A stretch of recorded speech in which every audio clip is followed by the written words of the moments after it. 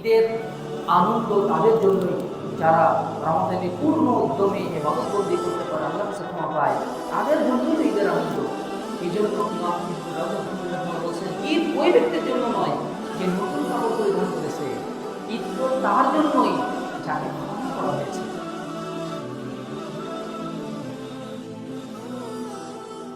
আজকে শাবান মাসের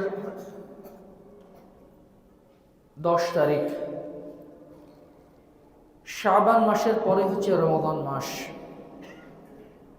রমাদান মাসের সিরিয়ালটা আরবি মাসের গণনার দিক থেকে 9তম মাস হলেও এই মাসের মর্যাদা সবার উপরে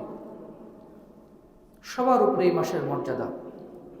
যেহেতু এই রমাদান মাস সমাগত, এই রমাদানকে নিয়ে সালাফরা প্রস্তুতি নিতেন, এই রমাদান জীবনে পাওয়ার জন্য তারা দোয়া করতেন। রমাদান মাস আসার আগেই রাসূলুল্লাহ সাল্লাল্লাহু আলাইহি সাল্লাম সাহাবায়ে কেরামকে অগ্রিম সুসংবাদ দিতেন, এই রমাদান আসছে, কিন্তু রমাদান আসছে, এই মাসে তোমাদের জন্য সিয়াম ফরজ করা হয়েছে। সাহাবায়ে কেরাম কিন্তু জানেন, তবুও তিনি তাদেরকে স্মরণ করিয়ে দিতেন, ইবাদতের আগ্রহ তাদের মধ্যে জাগিয়ে দিতেন। এই জন্য রমাদান কেন্দ্রিক প্রস্তুতি গ্রহণ করা একজন জান্নাত পিয়াসী মুমিনের কর্তব্য। এই রমাদানের ইবাদত যার যত সুন্দর, তার মর্যাদা তত উন্নত। এই রমাদানে যে যত গাফেল, সে আসলেই গাফেল, সে আসলেই হতভাগা। রমাদান হচ্ছে একজন মুমিনের জান্নাত লাভের, ক্ষমা পাওয়ার একটা পিক, একটা টাইম। একজন ব্যবসায়ী যেমন তার একটা পিক সিজনের জন্য সে অপেক্ষা করে, ওই সিজনটা আসলে একটা বড় একটা ব্যবসা করে ফেলব। মুমিন বান্দার এইরকম সুবর্ণ সুযোগ, মাহেন্দ্রক্ষণ হচ্ছে রমাদান মাস।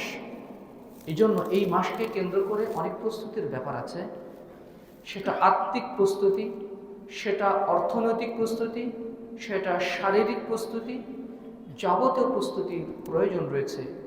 আমরা আজকের খুতবাতে এই ব্যাপার নিয়ে আলোচনা করব, কাইফা নাস্তাইদ্দু লিশাহরি রমাদান আল মুবারক। আমরা কিভাবে বরকতময় রমাদানের জন্য উত্তম প্রস্তুতি নিব।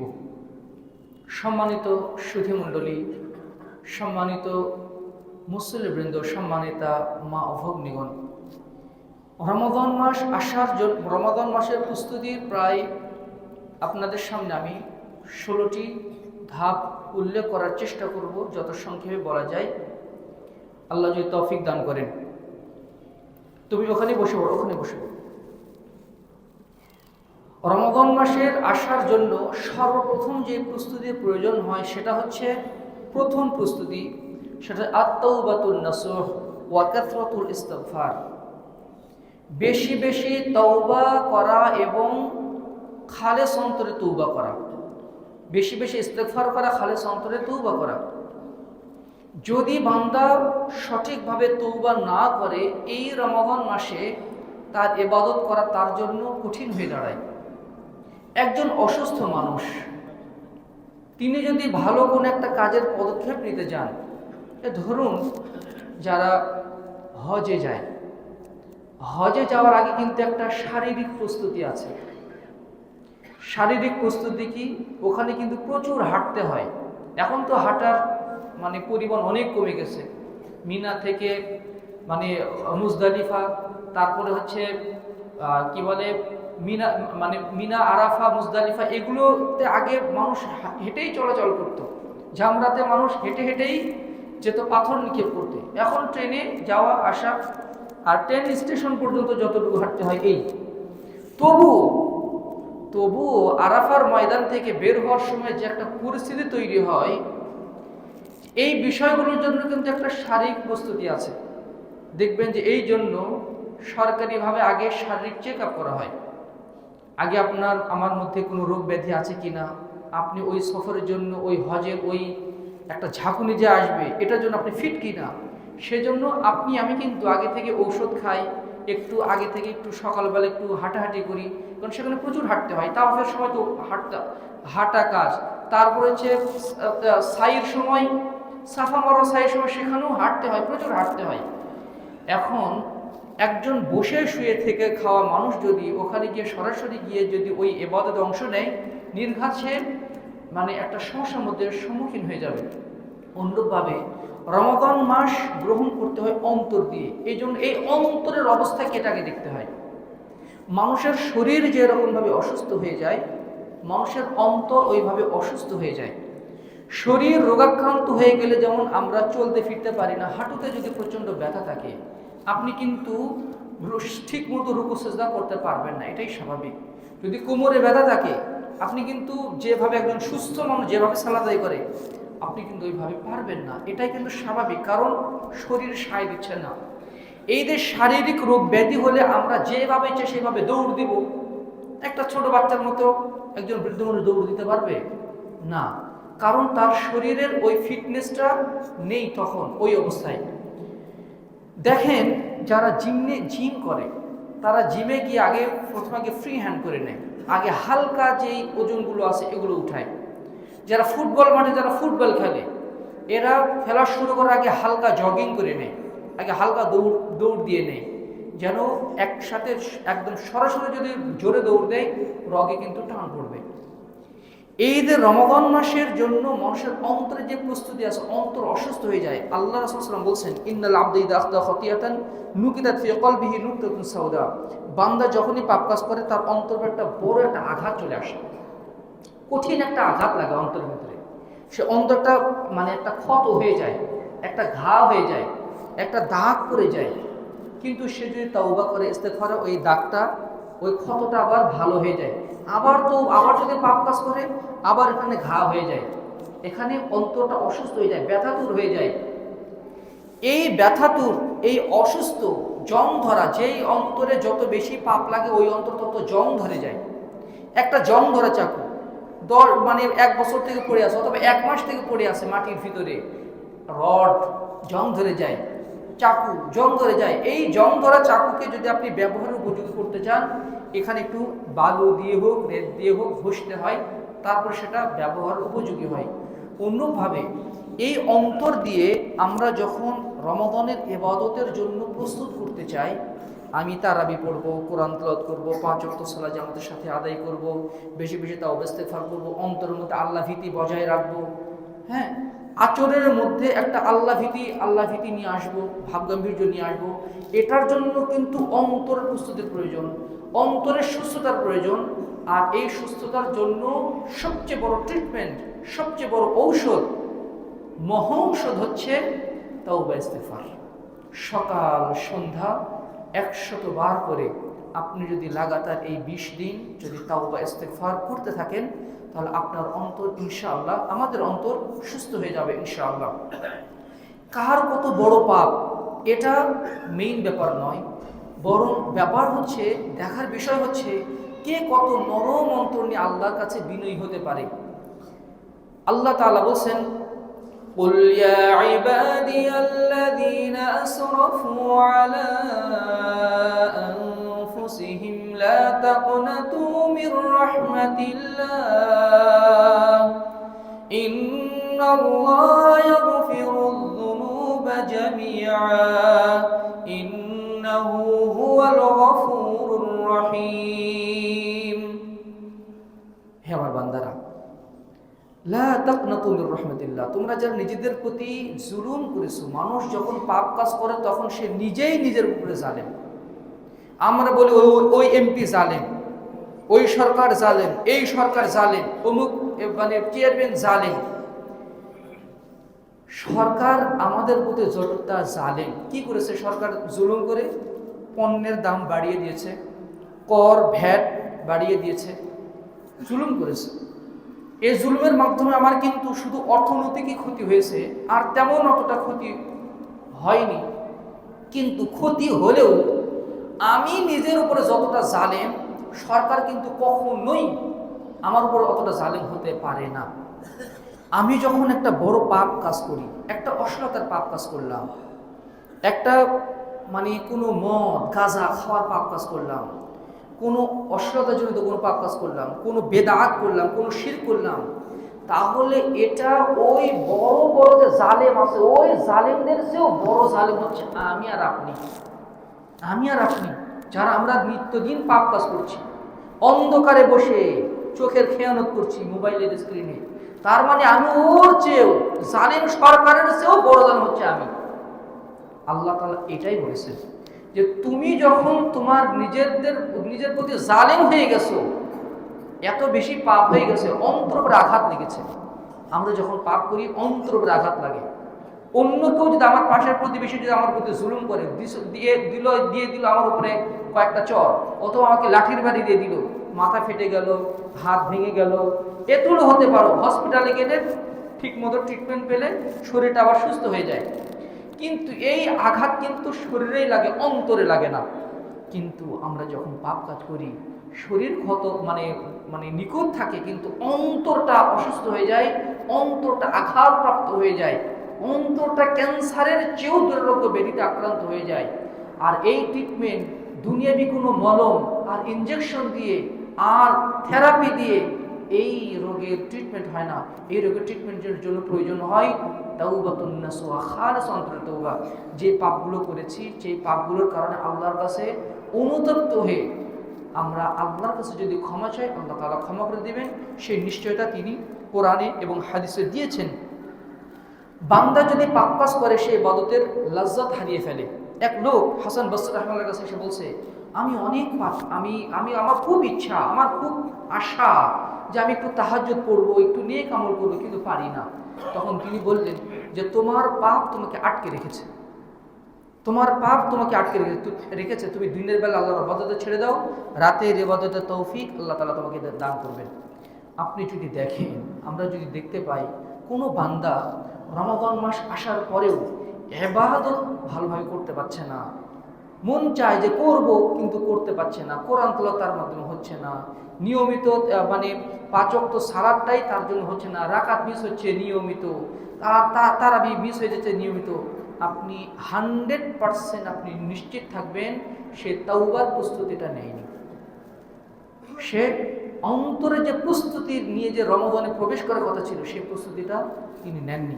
এই জন্যই তার ইবাদতে গাফলাতি হয়ে যাচ্ছে। সুতরাং আসুন ওই গাফেলদের কাতারভুক্ত আমরা যেন না হই, আমরা যেন আগে থেকেই এই প্রস্তুতিটা গ্রহণ করে নেই অন্তরকে সুস্থ করার জন্য। যদি এই রমাদান মাসে আমাদের ইবাদত বন্দেগীর মাধ্যমে আমরা ক্ষমা নিতে না পারি, আল্লাহ রাসূলের লানত, জিবরিল আমিনের লানত এবং আল্লাহর লানত আমাদের উপরে পতিত হয়ে যাবে। সুতরাং এই রমাদান হেলাই খেলাই কাটানোর মাস না, এটা খুব সিরিয়াসলি নেওয়ার একটা মাস, খুবই সিরিয়াসলি গ্রহণ করার একটা মাস। এই জন্য এই রমাদানের জন্য উত্তম প্রস্তুতির প্রয়োজন আছে। 2 নম্বর প্রস্তুতি হচ্ছে আদ-দুআ। বেশি বেশি দোয়া করতে হবে এখন থেকে। মুআল্লিম ইবনুল ফজল রাহিমাহুল্লাহ বলছেন, মাওয়ারিদুদ যামআন এসেছে এবং ইবনু রজব হাম্বলি রাহিমাহুল্লাহ লাতাইফুল মাআরিফ কিতাবে উল্লেখ করেছেন, কানু ইয়াদউনা আল্লাহ 6 আশহুরিন আন ইউবাল্লিগাহুম রমাদান সুম্মা ইয়াদউনাহু 6 আশহুরিন আন ইয়াতাকাব্বালাহু মিনহুম।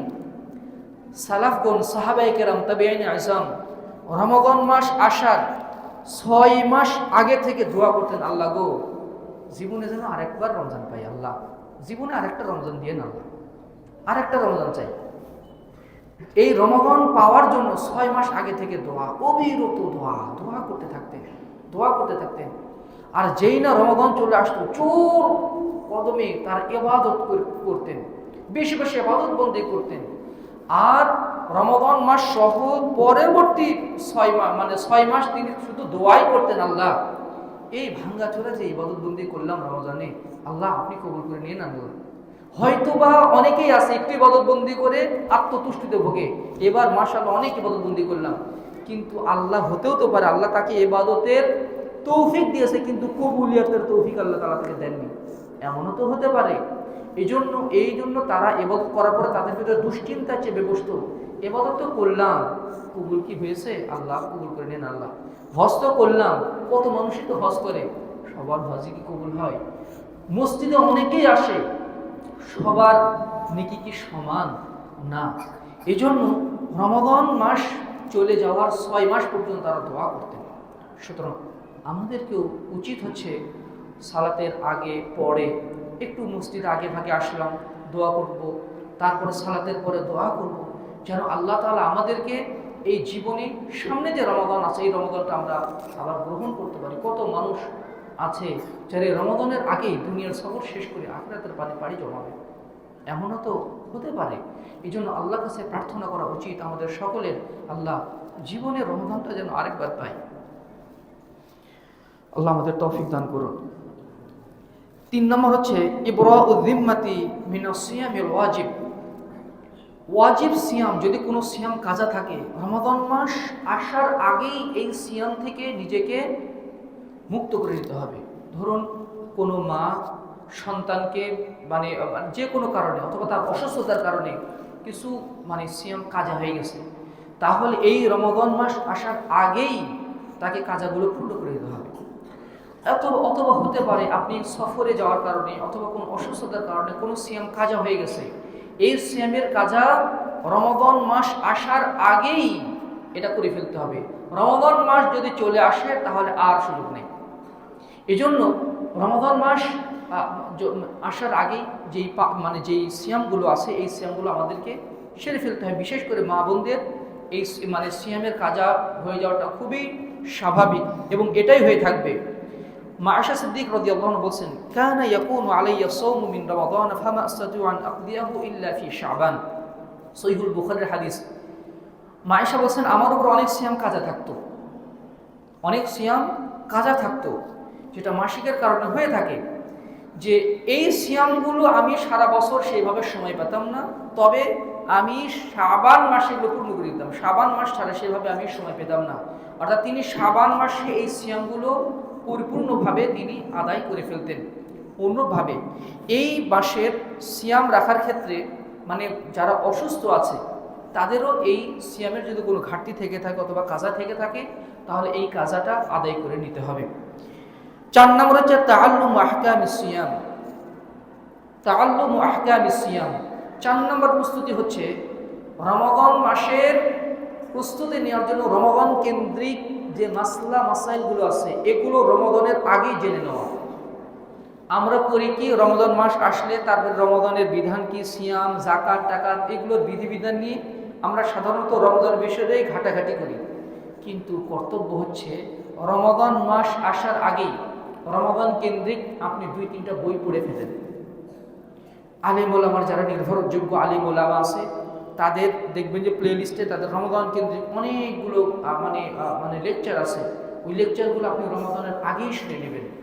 রমাদান কেন্দ্রিক যে বিধিবিধান মাসাইলগুলো আছে এগুলো জানানো ফরজ, যার উপরে জ্ঞান অর্জন করা ফরজ, যার উপরে সিয়াম পালন করা ফরজ, তার উপরে সিয়ামের জ্ঞান অর্জন করাও ফরজ। একটা ইবাদত করার আগে সেই জ্ঞান অর্জন করা ফরজ। অর্থাৎ রমাদান মাস আসার আগে রমাদান কেন্দ্রিক বিধিবিধান জানা আমার আপনার উপরে ফরজ, ফরজে আইন, অর্থাৎ এটা আবশ্যিক ফরজ, সিয়ামের মতোই ফরজ, সালাতের মতোই ফরজ হচ্ছে সালাত কেন্দ্রিক মাসাইল জানা। সুতরাং এই রমাদানের আগে প্রফেসর ডক্টর মোহাম্মদ আসাদুল্লাহ গালিব স্যারের হাদিস ফাউন্ডেশন কর্তৃক প্রকাশিত সিয়াম ও কিয়াম একটা বই আছে। আপনি সিয়াম কিয়াম সম্পর্কে অনেক বই পড়বেন, কিন্তু এই বইয়ের স্বাদটা আপনি ভিন্ন রকম পাবেন ইনশাআল্লাহ। আমি এটা অনেকটা নিশ্চিত হয়ে বলতে পারি। এই বইটা আপনি 2 বার পড়ে ফেলুন। তারপরে ইমাম উসাইমিন রাহিমাহুল্লাহ মাজালিসুশ শাহরি রমাদান একটা বই আছে, যেটা বাংলাতেও অনুবাদ হয়েছে, রমাদানের 30 আসর। রমাদানের 30 আসর এই বইটা আপনি পড়ে ফেলতে পারেন। অন্তত এই 2টা বই যদি আপনি পড়েন দেখবেন যে রমাদান কেন্দ্রিক যা জানার আপনি জেনে গেছেন। এরপরে আপনি রমাদানের পূর্ণ জ্ঞান নিয়ে আমি রমাদান প্রবেশ করব, দেখবেন যে তখন রমাদানের ফিলিংসটা অন্যরকম হবে, অন্যবারের চেয়ে আলাদা হবে। যদি বলেন যে আমি সময় পাই না, তাহলে এটা দুর্ভাগ্যজনক কথা, এমনটা বলবেন না। কারণ আপনি জান্নাতে যেতে চান, জান্নাতে যাওয়ার জন্য কিছু সময় বের করবেন না, এটা তো হতেই পারে না। আপনি ধরুন আপনি মানে ভালো ব্যবসায়ী হতে চান, অথবা ব্যবসায় একটা ভালো মানের ব্যবসাকে উন্নত জায়গায় নিয়ে যেতে চান, আর যদি বলেন আমি ব্যবসাতে সময় দিতে পারি না, ব্যবসা আমার সময় দেওয়া মানে হয়ে ওঠে না, আপনি যদি সময় না দেন আপনার ব্যবসা কখনো উন্নত হবে না। আপনি পরীক্ষায় ভালো রেজাল্ট করতে চান, বিসিএস ক্যাডার হতে চান, কিন্তু যদি বলেন যে আসলে আমি পড়াশোনা করার সময় পাই না, আমি একটু ব্যস্ত থাকি, পড়াশোনা করার সময় পাই না, তাহলে কি ওই অ্যাচিভমেন্ট কি সম্ভব? সম্ভব নয়। আপনি রমজানের মতো একটা বরকতপূর্ণ মাসকে গ্রহণ করবেন, জান্নাতের খোলা দরজা দিয়ে আপনি জান্নাতে যাবেন, জাহান্নাম থেকে বিরত থাকবেন, নিজের পাপের বোঝাগুলো থেকে আল্লাহর কাছ থেকে আমরা মানে হালকা হয়ে নেব, মুক্ত করে নেব নিজেদেরকে, লাইলাতুল কদর আমরা লাভ করব, আর এর জন্য একটু সময় ব্যয় করব না, এটা তো হতেই পারে না, এটা তো হতেই পারে না। আদতে যে ব্যক্তি যিনি বলেন যে আমার সময় নেই, আমি সময় পাই না, আদতে জান্নাতে যাওয়ার আকাঙ্ক্ষা তার পূর্ণতা নেই, আকাঙ্ক্ষা সে পরিপূর্ণভাবে আকাঙ্ক্ষী নন। এই জন্য যে কোনো মূল্যে আমাদেরকে সময় বের করার চেষ্টা করতে হবে। এই মোবাইলই তো কত সময় নষ্ট করে দেয়, এই ফেসবুক কত সময় ঘন্টার পর ঘন্টা সময় নষ্ট করে দিচ্ছে, এই মানে মানে ইউটিউব হালকা রিলসগুলো আমাদের কত সময় নষ্ট করে দিচ্ছে। ওখান থেকে আপনি 2 ঘন্টা বের করেন না কেন, ওখান থেকে যদি আমরা 1 ঘন্টা করে বের করি তাহলেই তো কত সময় বের হয়ে যায়। এই 20 দিনে 20 ঘন্টা সময় আমরা পেয়ে যাব 1 ঘন্টা করে বের করলে সম্ভব। একটু মানসিক সংকল্প প্রয়োজন, দেখবেন যে সবই সম্ভব। আর যদি আপনি বলেন আমার বই কেনার সামর্থ্য নেই, আপনি পিডিএফে যান, পিডিএফও আপনি পেয়ে যাবেন, গুগলে শুধু সার্চ করবেন, পিডিএফ আপনি পেয়ে যাবেন। আপনি কোন অপশন নেবেন সেই অপশনই চালু আছে। আপনি যদি বলেন এখন বই কিনতে যাব ওই বাংলা বাজার রাজ সত্য কোথায় কোথায় যাব, না, আপনি শুধু রকমারি.com-এ গিয়ে ওয়াইফাই লাইভে গিয়ে শুধু অর্ডার করবেন, বই আপনার বাসায় এসে দিয়ে যাবে। শুধু একটু সদিচ্ছার অভাব। আল্লাহ আমাদের হেফাজত করুন, আল্লাহুম্মা আমিন। 4 নম্বর হচ্ছে আল ফারহু বিকুরবি হাদা শাহরিল আযীম। এই রমজান মাসের আগমনে খুশি হওয়া, এটা ঈমান থাকার লক্ষণ। এটা ঈমান থাকার লক্ষণ হচ্ছে রমজানের আগমনে খুশি হওয়া। কেন খুশি হবেন জানেন? এই রমজান মাস এত সম্মানিত, যেই মাসের সম্মানে জান্নাতের সব কটি দরজা খুলে দেওয়া হয়। সুবহানাল্লাহ। এই মাস এত সম্মানিত, যেই মাসের সম্মানে জাহান্নামের দরজাগুলো বন্ধ করে দেওয়া হয়। সুবহানাল্লাহ বিহামদি। এই মাস এত সম্মানিত, যার সম্মানে শয়তানদেরকে শৃঙ্খলিত করা হয়, শয়তানদেরকে শিকলে বেঁধে রাখা হয়। সুবহানাল্লাহ বিহামদিহি। এজন্য আবু হুরায়রা রাদিয়াল্লাহু আনহু বলেন, রাসূল সাল্লাল্লাহু আলাইহি ওয়াসাল্লাম বলেন, আতাকুম রমাদান শাহরুন মুবারাকুন। এই সাহাবায়ে কেরাম, রমাদান মাস আসছে, কিন্তু কয়েকদিন পরে কিন্তু রমাদান শুরু হবে। আতাকুম শাহরুন মুবারাক, বরকতপূর্ণ মাস আসছে তোমাদের সামনে। আল্লাহ কিন্তু এই মাসে সিয়াম ফরজ করেছেন। সাহাবায়ে কেরামকে তিনি বলতেন, বারবার বলতেন, এই মাসে দরজা, জান্নাতের দরজা তুফতাহু ফীহি আবওয়াবুস সামা, এই মাসে কিন্তু আকাশের দরজাগুলো খুলে দেওয়া হবে। ওয়াতুগলাকু ফীহি আবওয়াবুল জাহিম, এই মাসে কিন্তু জাহান্নামের দরজাগুলো বন্ধ করে দেওয়া হবে, জাহান্নাম থেকে বাঁচতে হবে, জান্নাত পেতে হবে। ওয়াতুগলাকু ফীহি মারাদুশ শায়াতিন, অবাধ্য জিনদেরকে শৃঙ্খলিত করা হয়। লিল্লাহি ফী লাইলাতুন, এই মাসে এমন এক রাত আছে খায়রুম মিন আলফি শাহর, হাজার মাসের চেয়েও যেই রাতটা উত্তম। ফামান হুরিমা খায়রা ফাকাদ হুরিমা, যে এই রাত থেকে বঞ্চিত হয়ে গেল সে তো সব কল্যাণ থেকে বঞ্চিত হয়ে গেল। সুবহানাল্লাহি বিহামদিহি সুবহানাল্লাহিল আযীম। এইজন্য আত্মিকভাবে এই রমজানের আলোচনা এখন থেকে শুরু হওয়া উচিত। আত্মিকভাবে এই রমজানকে ইস্তেকবাল করার জন্য, সুস্বাগতম জানানোর জন্য ওমর রাদিয়াল্লাহু আনহু মারহাবান ইয়া রমাদান, তিনি মারহাবা জানাতেন রমাদান মাসকে। সুবহানাল্লাহ বিহামদিহি। রমাদান মাস কি এমন যে হেঁটে হেঁটে গাড়িতে চলে আসছে আর মারহাবা জানাচ্ছি? না, রমাদান মাসের যে আগমন, এটা আত্মিকভাবে অন্তর দিয়ে অনুভব করা যায়। সাহাবায়ে কেরাম এই রমাদান মাসকে মারহাবা জানাতেন। মারহাবা মানে হচ্ছে ওয়েলকাম, মারহাবা মানে হচ্ছে সুস্বাগতম। সুবহানাল্লাহ বিহামদিহি সুবহানাল্লাহিল আযীম। যারা রমাদানের বরত্ব বোঝে, যারা রমাদানের গুরুত্ব জানে, তারাই কিন্তু রমাদানকে আত্মিকভাবে গ্রহণ করবে। কেউ এটাকে গ্রহণ করবে ব্যবসার মাস হিসাবে, রমাদান আসছে বড় একটা ব্যবসা হবে। আর কেউ গ্রহণ করবে মানে এটা ইবাদতের মাস সেই হিসাবে। সুতরাং আপনি কোন অনুভূতি নিয়ে রমাদানকে মানে রমাদান আগমন খুশি হবে, এটা হচ্ছে বড় ব্যাপার। চালের দাম, তারপরে সোলার দাম আর চিনির দাম যারা বাড়ায়, যারা সিন্ডিকেট তৈরি করে, তারা তো খুশি হবে যে এই রমাদান মাস আসছে, আরেকটা সিন্ডিকেট করে কিছু টাকা ইনকাম করা যাবে। যারা অসাধু ব্যবসায়ী আর যারা ইমানদার যারা, তারা আগমন করবে রমাদানের একটা ইবাদতের মৌসুম আসছে, ইবাদতের বসন্তকাল আসছে, এই উদ্দেশ্যে তারা খুশি হবে। এই খুশি হওয়াটাও ইবাদত, খুশি হওয়াটাও ইবাদত। এই মর্মে অনেক দলিল আছে, সেগুলো আমরা উল্লেখ করছি না সময় স্বল্পতার কারণে। 6 নম্বর হচ্ছে তাকওয়াল্লাহি ওয়া তাকাররুবু ইলাইহি বিকাসরাতিল আমালিস সালিহা। এখন থেকেই বেশি বেশি নেক আমলের মাধ্যমে নিজেকে প্রস্তুত করে ফেলা, নিজেকে প্রস্তুত করে ফেলা। আল্লাহ তাআলা রমাদান মাসে সিয়ামকে ফরজ করেছেন। সূরা বাকারার 163 নম্বর আয়াতে আল্লাহ তাআলা বলেন, ইয়া আইয়ুহাল্লাযীনা আমানু কুতিবা আলাইকুমুস সিয়াম কামা কুতিবা আলাল্লাযীনা মিন ক্বাবলিকুম লাআল্লাকুম তাত্তাকুন। হে বান্দাগণ, তোমাদের উপরে সিয়ামকে ফরজ করা হয়েছে যেমনভাবে তোমাদের পূর্ববর্তীদের উপরে সিয়ামকে ফরজ করা হয়েছিল। কেন? লাআল্লাকুম তাত্তাকুন, যাতে তোমরা পরহেজগারিতা অবলম্বন করতে পারো, যাতে তোমরা পরহেজগারিতার ট্রেনিং নিতে পারো।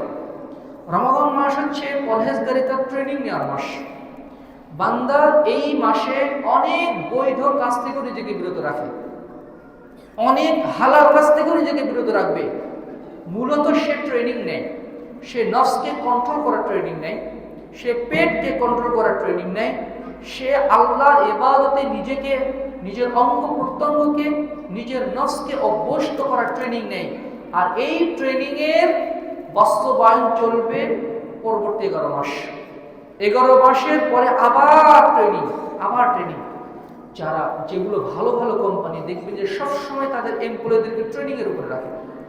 একজন ভালো শিক্ষক শিক্ষক হতে পারে না, ভালো শিক্ষক হতে পারে না যতক্ষণ না সে ট্রেনিং নেয়, প্রশিক্ষণ নেয়।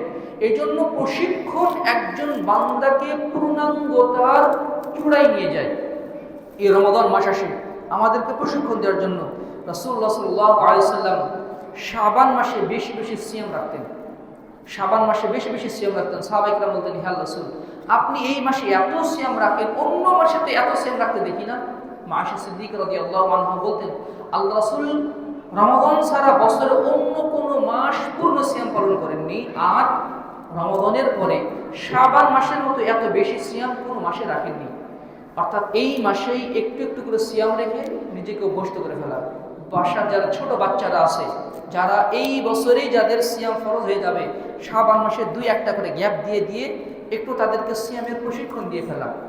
রুবাই বিনতে মুআওয়াদ রাদিয়াল্লাহু আনহা, মহিলা সাহাবিয়া, তিনি বলছেন, আমরা আমাদের সন্তানদেরকে আমরা নিজে সিয়াম রাখতাম, অনুসাইয়্যিমু সুবিয়ানানা, আমাদের বাচ্চাদেরকেও সিয়াম রাখাতাম, এবং তারা যখন ক্ষুধায় কান্নাকাটি করতো, ওয়ানাজআলু লাহুমুল লু'বাতা মিনাল ইলমি, তাদের জন্য আমরা মানে কাপড় দিয়ে খেলনা তৈরি করে দিতাম, ওই খেলনাগুলো তাদেরকে দিতাম, ওই খেলনা দিয়ে তারা ভুলিয়ে থাকতো, আর এভাবে ভুলিয়ে ভুলিয়ে দেখে ইফতার পর্যন্ত আমরা টেনে নিয়ে যেতাম। সুবহানাল্লাহ ওয়া বিহামদিহি, ছোট ছোট বাচ্চাদেরকে তারা সিয়ামের প্রশিক্ষণ দিয়েছেন। আর আমরা, না শোনা, তোমার বয়স এখনো ছোট, আরো বড় হও, তুমি তারপরে সিয়াম রাখবে। এই বাচ্চা এখন থেকে যদি আমরা ট্রেনিং না দেই, তাহলে কিন্তু সে কখনোই প্রশিক্ষিত হবে না, কখনোই প্রশিক্ষিত হবে না। এটা তো সিয়াম। সাহাবায়ে কেরাম, তাবিঈনে আযম ছোট ছোট বাচ্চাদেরকে তাহাজ্জুদ পর্যন্ত জাগিয়ে দিতেন, তাহাজ্জুদ পর্যন্ত জাগিয়ে দিতেন, যে এখন থেকে যেন অভ্যস্ত হয়ে যায়। আর আমরা সালাতেও নিয়ে আসতে চাই না। আল্লাহ তাআলা আমাদের হেফাজত করুন। আর এই মাসে বেশি বেশি সিয়াম রাখার আরেকটা কারণ হচ্ছে, রাসূল সাল্লাল্লাহু আলাইহি ওয়াসাল্লাম বলেন, হাদা শাহরুন মুবারাকুন ইয়াগফুলু আনহু নাস, কাসীরুম মিনান নাস ইয়াগফুলু আনহু। অধিকাংশ মানুষ এই রমাদান থেকে, এই শাবান থেকে, বাইনা রজব ওয়া রমাদান, রমাদান এবং রজবের মধ্যবর্তী শাবান মাস থেকে অধিকাংশ মানুষ গাফেল থাকে। আর এটা এমন একটি মাস, তুরদু ফীহিল আ'মালু ইলা রাব্বিল আলামিন, আল্লাহর দরবারে বান্দার বাৎসরিক রিপোর্ট পেশ করা হয়। বান্দার বাৎসরিক, নাসাইর হাদিস, বান্দার বাৎসরিক আমলের রিপোর্ট আল্লাহর সামনে পেশ করা হয় এই শাবান মাসে, অর্থাৎ অর্ধ শাবানের আগ পর্যন্ত এই সময়গুলোতে। আর আমি পছন্দ করি আমি সিয়াম রাখা অবস্থায় আমার রিপোর্টটা যেন আল্লাহর সামনে পেশ হয়ে যায়। বা আল্লাহ যদি বলে আমার বান্দা মোহাম্মদ এখন কি করছে, ফেরেশতারা বলবে আপনার বান্দা মোহাম্মদ এখন সিয়াম রাখছে। সুবহানাল্লাহ বিহামদি, আমি এটা কামনা করি আমি সিয়াম থাকবো আর আমার রিপোর্টটা, আমলের রিপোর্টগুলো আল্লাহর সামনে পেশ হয়ে যাবে। সুবহানাল্লাহ বিহামদি। বান্দার সাপ্তাহিক রিপোর্ট সোমবার বৃহস্পতিবার আল্লাহর সামনে পেশ করা হয়, আর বাৎসরিক যে আমলের রিপোর্ট এটা শাবান মাসে আল্লাহর সামনে পেশ করা হয়। সুবহানাল্লাহ বিহামদিহি। এই জন্য রাসূল সাল্লাল্লাহু আলাইহি ওয়াসাল্লাম শাবান মাসে সিয়াম রাখতেন। এই জন্য আমাদের যাদের সুযোগ আছে আমরা যেন এই মাসে বেশি বেশি সিয়াম রাখার চেষ্টা করি। আল্লাহ তাআলা আমাদের তৌফিক দান করুন। তবে এই মাসের আরেকটি বেদাতি অনুষ্ঠান আছে, রসম আছে, সেটা হচ্ছে শবে বরাত পালন করা। শবে বরাতের দিনে ঘটা করে সিয়াম রাখা কিন্তু আবার নিষেধ। শবে বরাতের দিনেই সিয়াম রাখবো আর অন্যান্য দিনে সিয়াম রাখবো, শুধু শবে বরাতের দিনেই সিয়াম রাখবো আর 100 রাকাত সালাত আদায় করবো, আপনি কিন্তু সহিহ হাদিসে এর কোনো আপনি পাবেন না। এজন্য বেদাতি পন্থায় নয়, সহিহ শুদ্ধ পন্থায় আমরা আল্লাহর দাসত্ব করার চেষ্টা করবো ইনশাআল্লাহ। আল্লাহ আমাদের সেই তৌফিক দান করুন, আল্লাহুম্মা আমিন। তাকওয়ার প্রশিক্ষণ এখন থেকে, জিহ্বার হেফাজত এখন থেকে, দৃষ্টির হেফাজত এখন থেকে শুরু করতে হবে। আপনি যদি এখনই নিজেকে অভ্যস্ত করে না নেন তখন অভ্যস্ত করতে করতে অনেক সময় লেগে যাবে। ধরুন এখান থেকে আপনি যদি সাইকেল নিয়ে কোথাও যেতে চান, এখান থেকে যদি আপনি সাইকেল চালানো শুরু করেন, আপনার সাইকেলটা গতিতে উঠতে কিছু দূর যেতে হবে, তারপরে সাইকেলটা একটা গতিতে উঠবে। কিন্তু আপনি যদি আরো আগে থেকে যদি সাইকেল চালানো শুরু করেন, আপনি যখন এখানে আসবেন তখন আপনি ফুল গতিতে থাকবেন। আপনি যদি মনে করেন এই রমজান মাস এখানে, আমি এখান থেকেই আমার ইবাদতের গতি শুরু করে দিব, দেখবেন যে ইবাদত শুরু করতে করতে আরো কয়েকদিন সময় লেগে গেছে। আর যদি আপনি চান যে আমি পূর্ণ গতি নিয়েই ইবাদতের রমজান শুরু করব, তাহলে কোরআন তেলাওয়াত, সালাত, তারপরে নিজেকে হেফাজত করা, এই ইবাদতগুলোর গতি আগে থেকে শুরু করে দিতে হবে। এই জন্য অনেক তাবেঈ শাবান মাস থেকে তারা রাতের সালাত শুরু করে দিতেন, যেন রমাদানের তারাবিটা যেন হালকা না হয়। আমরা তো 3-4 আয়াত 5 লাইন করে পড়লে আমাদের অবস্থা খারাপ হয়ে যায়। আর তারা এমনভাবে সালাত আদায় করতেন, রাসূল সাল্লাল্লাহু আলাইহি ওয়াসাল্লাম তারাবি শুরু করেছেন সূরা বাকারা তেলাওয়াত পুরা আড়াই পারা তেলাওয়াত করেছেন। সাহাবায়ে মনে করছে এবার মনে হয় রুকুতে যাবেন না, সূরা নিসা শুরু করে দিয়েছেন। সূরা নিসা তেলাওয়াত করার পরে মনে করছে এবার মনে হয় রুকুতে যাবে, আর না, সূরা আলে ইমরান শুরু করে দিয়েছে, 200 আয়াত 2 পারা। সুবহানাল্লাহ বিহামদিহি, সুবহানাল্লাহিল আযীম।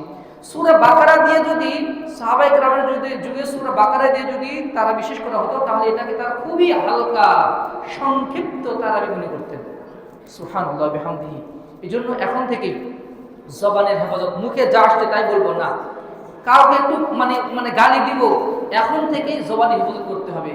মান লাম ইয়াদা কাওলা যুর ওয়াল আমালা বিহি ফালাইসা লিল্লাহি হাজাতুন ফি আন ইয়াদা তাআমাহু ওয়া শারাবাহু। যে ব্যক্তি সিয়াম রাখলো কিন্তু জবানের হেফাজত করতে পারলো না, মিথ্যা কথা পরিহার করতে পারলো না, ফাহিশা কথা পরিহার করতে পারলো না, অহেতুক অন্যায় কাজকে পরিহার করতে পারলো না, ওই ব্যক্তির সিয়াম রাখা না রাখা সমান। ওই ব্যক্তির সিয়াম আল্লাহর কোনো প্রয়োজন নাই, শুধু ফরজিয়াত আদায় হবে, কিন্তু সিয়ামের যে ফজিলত ওটার থেকে সে বঞ্চিত হয়ে যাবে। সুতরাং এত কষ্ট করে সিয়াম দেখে আমার সিয়ামটা যেন গোল্লায় না যায়, এই জন্য এখন থেকেই জবানের হেফাজত জিহ্বার হেফাজত এগুলোতে আমাদেরকে অভ্যস্ত হওয়ার চেষ্টা করতে হবে। 7 নম্বর চাল মুবাদারাতু ইলাল খায়র ওয়াল মুসাবাকাতু লিল ইনাবি ইলাইহি। আল্লাহ তাআলার দিকে এখন থেকেই একটু আগে ভাগে মসজিদে আসা, এখন থেকেই 5 ওয়াক্ত সালাত জামাতের সাথে আদায়ের ব্যাপারে চেষ্টা করা, এখন থেকে বেশি বেশি কোরআন তেলাওয়াতে অভ্যস্ত হওয়া। সাহাবায়ে কেরাম রমাদান শাবান মাস থেকে দরজা জানালা আর দোকানের ঝাপ লাগিয়ে দিয়ে তারা পুরো দমে কোরআন পড়া শুরু করতেন। কোন মাসে? রমাদান মাসে না, শাবান মাসে তারা কোরআন তেলাওয়াতের গতি শুরু করে দিতেন। শাবান মাস থেকে তারা কিয়ামুল লাইল একটু একটু করে শুরু করে দিতেন। এখন থেকেই আমাদেরকে অভ্যস্ত হতে হবে আগে থেকে একটু মসজিদে আসা, এখন থেকেই একটু অন্তরে একটু পরহেজগারিতার একটু ভাব গাম্ভীর্য রাখা। এখন থেকে যে রমজান মাস আসছে, আপনি শুধু এই খেয়ালটা মাথায় রাখবেন যে রমজান মাস আসছে, রমজান মাসে আমার ইবাদতবন্দি করতে হবে, আমার পাপগুলোকে আল্লাহর কাছ থেকে মাফ করে নিতে হবে। এই অনুভূতিটাই যদি আমরা অন্তরে জাগিয়ে রাখতে পারি, দেখবেন যে এতে আপনার অনেক ফল হবে, অনেক উপকার হবে ইনশাআল্লাহ। এখন থেকেই আপনি পরিবারে আলোচনা করবেন, খাবার টেবিলে খাবার বসার সময় ছোট বাচ্চাকে, আপনার স্ত্রীকে, আপনার পুত্রবধূকে, আপনার ছেলেকে এখন থেকে আপনি এগুলো নিয়ে পরিকল্পনা করবেন। এই ছোট বাবু, তুমি এবার যদি কোরআনের একটা খতম দিতে পারো, তাহলে তোমার জন্য ঈদের মধ্যে এই পুরস্কার। তার স্ত্রীকে আপনি দিলেন, তোমাকে এই কয়টা খতম দিতে হবে, তোমাকে এই ইবাদতবন্দি করতে হবে। আপনি নিজের জন্য কিছু পরিকল্পনা তৈরি করুন। আমরা ব্যবসার জন্য পরিকল্পনা করি, রাজনীতির জন্য পরিকল্পনা করি, আর মানে জীবনের প্রত্যেকটা ক্ষেত্রে আমরা পরিকল্পনা করি, কিন্তু এর যে উত্তম জান্নাতে যাওয়ার পরিকল্পনা, আমাদের পরিকল্পনা কি করা আবশ্যক না? অবশ্যই আমরা ফিউচার প্ল্যান করি। ফিউচার প্ল্যান কি? আমি একটা জমি কিনলাম, আমার সন্তানরা খাবে, তারপর একটা দোকান করলাম, পরবর্তীতে সন্তানরা এটা পরিচালনা করবে। আমরা এগুলো ভবিষ্যতের পরিকল্পনা করি, কিন্তু ইবাদত কেন্দ্রিক পরিকল্পনা, আখিরাতে ভালো থাকার পরিকল্পনা, কবরটাকে আলোকিত করার পরিকল্পনা, নিজেকে জান্নাতের একজন যোগ্য মানুষ হিসেবে, উত্তরসূরি হিসেবে গড়ে তোলার পরিকল্পনা, আমরা খুব কম সংখ্যক মানুষই এই পরিকল্পনাগুলো করতে পারি। বিশেষ করে পারিবারিকভাবে এই পরিকল্পনা যদি আমি রমাদানের আগে করতে পারি, দেখবেন যে রমাদানে একটা ইবাদতের আবহ তৈরি হবে পরিবারের মধ্যে। এত বাজারঘাট করার দরকার, এত মানে ইফতারে এত আইটেমের প্রয়োজন নেই। সিম্পল খাওয়া পেনা করব, পেট ভালো থাকবে, সুস্থ থাকবো, সুস্থভাবে ইবাদতবন্দি করব। যত বেশি ভাজা পড়া এই ইফতারে খাবো, আর তেহারি আর পোলাও এইগুলো যত বেশি খাওয়াবে, তারাবিতে তত দুর্বলতা আসবে, মানে সিয়াম রাখতে দুর্বলতা আসবে। আর আমরা খাবো পেট ভরে বিরিয়ানি, আর গ্যাসের ট্যাবলেটও চলবে সমান তালে। এগুলো আমাদের, এগুলো কিন্তু উচিত না। আমরা কিন্তু শরীরের প্রতি জুলুম করছি। এখন থেকে আমাদের পরিকল্পনা উচিত, আমাদের এই রমাদানে আমাদের প্রস্তুতি কি, আমাদের চাল, তারপরে চিনি, ছোলা, এগুলো কতটুকু মজুদ আছে, এগুলো দিয়ে আমাদের প্রস্তুতি শুরু হয়। আর সাহাবায়ে কেরামের প্রস্তুতি শুরু হতো পারিবারিক এই ইবাদতের পরিকল্পনা দিয়ে। সুতরাং তাদের ইবাদতের কোয়ালিটি আর আমাদের ইবাদতের কোয়ালিটি পার্থক্য যে হবে, এটাই স্বাভাবিক। সুতরাং ইফতারে কয়টা আইটেম করব, এইবারে কি খাবো রমাদানের ভিতরে, এর যে গুরুত্বপূর্ণ হচ্ছে এই রমাদানে আমরা কি ইবাদতবন্দি করব, কোন ইবাদতে নিজেকে অভ্যস্ত করে ফেলবো, নিজের ভিতর থেকে কোন বদ অভ্যাসগুলো দূরীভূত করে ফেলবো, এই পরিকল্পনাগুলো পারিবারিকভাবে এখনই হওয়া উচিত, এখন থেকে আলোচনা হওয়া উচিত। আপনি এখন থেকে পরিবারের গার্ডিয়ান হিসেবে আপনি পুরস্কার ঘোষণা করে দিন। এটা হাদিসে অনুপ্রাণিত করা হয়েছে। আপনি ছেলের জন্য পুরস্কার ঘোষণা করুন, এই বদ তুমি করতে পারো, তাহলে এই পুরস্কার। আর রমাদানের যদি কোরআন তেলাওয়াত করতে হয়, কোরআন তেলাওয়াত রমাদানের আগেই শিখে ফেলতে হবে। রমাদান যদি শুধু কোরআন তেলাওয়াত শিখতেই চলে যায়, তাহলে তেলাওয়াত করবে কখন? যদিও শেখাও তেলাওয়াতের অন্তর্ভুক্ত। সুতরাং এখন যে 20 দিন আছে, কেউ যদি একটা আরবি হরফ নাও জানে, কিন্তু সে সঠিক মেথোডোলজি ফলো করে যদি 20 দিনও যদি চেষ্টা করে, 20 দিনের কোনো কথা শিখতে পারবে ইনশাআল্লাহ। এটা সম্ভব। অনলাইনে কত কোর্স আছে, আপনি কোনো হুজুর যদি সম্ভব হয় শিখলেন, আর যদি কোনো অনলাইন কোর্স হয়, অনলাইন কোর্সের মাধ্যমে আপনি এখনই ঝরঝরে করে কোরআন তেলাওয়াত শিখে নিন। সন্তানকে এখনই কোরআন তেলাওয়াত শেখানোর ব্যবস্থা করুন, স্ত্রীকে এখনই কোরআন তেলাওয়াত শেখানোর ব্যবস্থা করুন, যেন রমাদানে সে ফুল ফোকাস দিতে পারে কোরআন তেলাওয়াতের উপরে। আমরা রমাদান মাসে কোরআন তেলাওয়াতে হুজুরের কাছে, এখানে তো ফ্রি, এই মসজিদে ফ্রি কোরআন তেলাওয়াত শেখানো, তবুও লোক খুঁজে পাওয়া যায় না। হয়তো এমন অনেক থাকতে পারে, তিনি সামাজিকভাবে অনেক মর্যাদাবান মানুষ, তাকে লজ্জা লাগতে পারে, এটা কিন্তু খুবই স্বাভাবিক, লজ্জা লাগাটা খুবই স্বাভাবিক। আপনি অনলাইন কোর্সে করেন, আর যারা ইলম অর্জনের ক্ষেত্রে লজ্জা শরম ঝেড়ে ফেলে, এটা উত্তম। ইলম অর্জনের ক্ষেত্রে কোনো লজ্জা শরম নাই, তারা যদি শিখেন, এটা কিন্তু তাদের জন্য উত্তম। সুতরাং রমাদান মাস আসার আগেই কোরআন তেলাওয়াতটা শিখে নিতে হবে। তাহলে কোরআন তেলাওয়াতের যে ইবাদত, এই ইবাদতগুলো আমরা রমাদান মাসে করতে পারবো। সাহাবায়ে কেরাম প্রত্যেক 3 দিনে রমাদান কোরআন খতম করতেন, কেউ 2 দিনে কোরআন খতম করে ফেলতেন, একদিনে কোরআন খতম করে ফেলতেন। রমাদান মাস আসলে এত বেশি কোরআন তেলাওয়াত করতেন। সুবহানাল্লাহি ওয়া বিহামদিহি সুবহানাল্লাহিল আযীম। অনেক সাহাবায়ে কেরাম ছিলেন, আমি খুবই সংক্ষেপে বলে দিচ্ছি, তারা রমাদান মাস আসার আগে যাকাত দিয়ে দিতেন। আমরা রমাদান মাসে জাকাত দেই, রমাদান মাসে জাকাত যদি দেওয়া সম্ভব হয় এটা কোনো সমস্যা নেই, রমাদান মাসে জাকাত দেওয়া যায়। কিন্তু অনেক সাহাবায়ে কেরাম ছিলেন তারা রমাদানের আগেই জাকাত দিয়ে দিতেন, যারা গরিব দুঃখী আছে তাদেরকে দিয়ে দিতেন, স্বাবলম্বী তারা হয়ে যেত। অন্তত রমাদান মাস তারা পেটের জন্য, তারা কাজের জন্য এত পেরেশান থাকে না। এই জন্য অর্থনৈতিক যে ঝামেলা, যে হিসাব নিকাশ, ব্যাংকে ঘোরাঘুরি, এগুলো সব তার রমাদান আগে ক্লোজ করে দিতেন। কোনো যদি মেজর কাজ থাকতো সেগুলো আগে থেকে তারা সেরে ফেলতেন। সুতরাং বাড়ির কাজ, ওই একটু ভিতরে একটু ডিজাইনের কাজ, এগুলো কাজ দয়া করে রমাদান আগেই সেরে ফেলতেন। বাইরে সফর করতে হবে, বিদেশে সফরে যেতে হবে, অমুক জায়গায় যেতে হবে, এগুলো যদি সম্ভব হয় আগেই সেরে ফেলেন। বাসার পর্দা, তারপরে সোফা, তারপরে যেগুলো পরিষ্কার পরিচ্ছন্নতার যে ব্যাপারগুলো আছে, মা বোনদেরকেও বলছি আপনারা এই ধোয়া মোছার যে কাজগুলো, এগুলো রমাদানের আগেই সেরে ফেলবেন ইনশাআল্লাহ। আপনার রান্নাঘরটা আগেই রমাদানের জন্য একদম ঝকঝকে করে ফেলেন। তারপরে যে বাসার যে পর্দাগুলো আছে, সোফা, তারপরে বালিশের কভার, চাদর সহ যত কিছু আছে, আপনি সব রমাদানকে কেন্দ্র করে আপনি পুরো বাড়িটাকে একদম নিট এবং ক্লিন করে ফেলেন, যেন যেখানেই বলবো সেখানেই কোরআন তেলাওয়াত করতে মন চায়। টেবিলে বলবো, ডাইনিং টেবিলে সেখানেও কোরআন তেলাওয়াত করতে পারি, বিছানায় বলবো সেখানেও যেন কোরআন তেলাওয়াত করতে পারি। আমি যদি একটু বেলকনিতে বসে সেখানেও যেন আমি স্মুথলি এবং একদম প্রশান্তির সাথে যেন কোরআন তেলাওয়াত করতে পারি। পুরো বাড়িটা যেন একটা ইবাদতের পরিবেশে পরিণত হয়ে যায়, সেই দিকে আপনারা অবশ্যই লক্ষ্য রাখবেন ইনশাআল্লাহ। আর এরপরে আমরা বলবো যে এই মাস থেকেই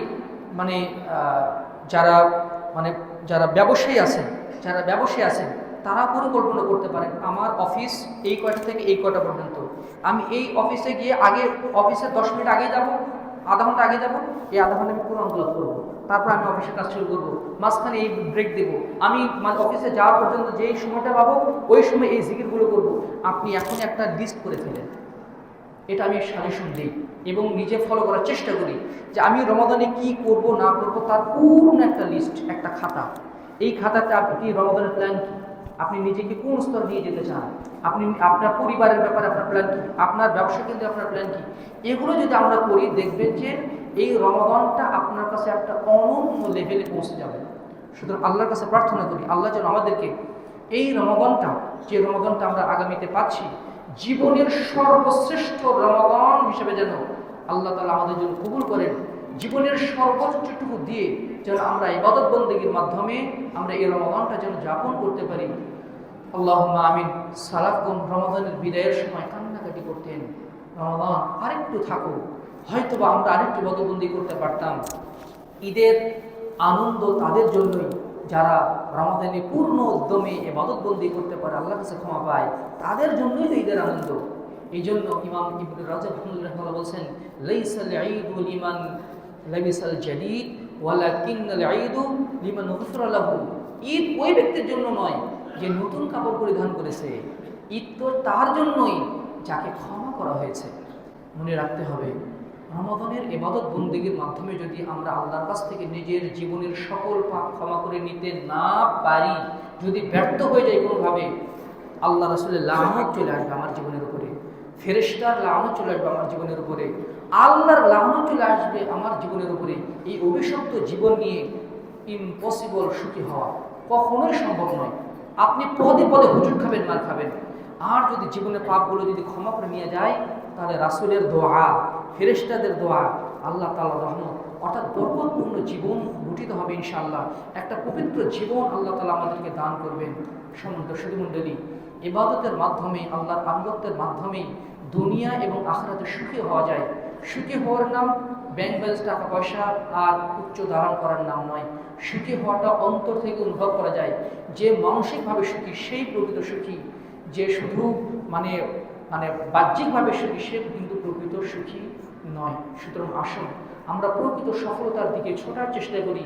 দুনিয়ার কয়েকদিনের ক্ষমতা, দুনিয়ার কয়েকদিনের টাকা পয়সা, এগুলোর জন্য আমরা যেভাবে সময় শ্রম ব্যয় করি, আর লক্ষ কোটি বছর যে জীবনে কোনো অন্ত নেই, কোটি কোটি বছর যে জীবনে কোনো শেষ নেই, ওই জীবনের জন্য আমরা কতটুকু সময় বরাদ্দ রাখছি, একটু নিজেদেরকে আমরা প্রশ্ন করার চেষ্টা করি। আল্লাহ তাআলা আমাদেরকে সংশোধন করার তৌফিক দান করুন। আল্লাহুম্মা আমিন। আল্লাহ তাআলা আমাদেরকে তার রেজামন্দি হাসিল করার তৌফিক দান করুন। আল্লাহ তাআলা আমাদেরকে আমাদের ভুল ত্রুটি থেকে ফিরে আসার তৌফিক দান করুন। শয়তানের ওয়াসওয়াসা, শয়তানের কুমন্ত্রণা থেকে আল্লাহ তাআলা আমাদের হেফাজত করুন। সকলের প্রতি বিনীত অনুরোধ, আসুন আমরা আল্লাহকে হওয়ার চেষ্টা করি। আল্লাহ আমাদের জীবনগুলো সুন্দর করে দিবেন। আল্লাহ বিমুখ হয়ে গেলে আমি যাই করি না কেন আমার জীবনটা অশান্ত হয়ে উঠবে। আল্লাহ তাআলা আমাদের তৌফিক দান করুন। আল্লাহুম্মা আমিন। আকুলু কওলি হাযা ওয়া আস্তাগফিরুল্লাহ লি ওয়া লাকুম ওয়া লিসাইরিল মুসলিমিন। আস্তাগফিরুল্লাহ।